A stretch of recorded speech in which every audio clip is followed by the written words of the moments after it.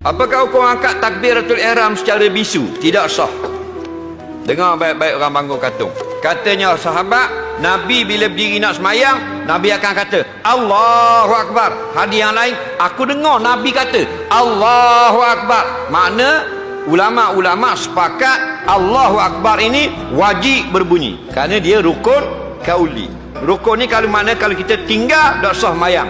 Suatu perkara yang mesti ada nak mengesahkan solat, dia diri pada juzuk solat itu sendiri. Jadi kalau mu takbir tidak ada lapah yang bersuara, tidak sah, kerana kamu tidak dinamakan menyebut rukun kauli. Jadi sekurang-kurang kata ulama, biar dengar di telinga kita Allahu Akbar. Dengar dah, tak apa dah, sah dah. Hak dah sah ke mana? Ada macam ular terdusla. Mu kena semayang sebagaimana yang kamu dapat ilmu tentang aku semayang dalam kitab-kitab hadis. Kita Fatihah tak bunyi, Fatihah terdusla.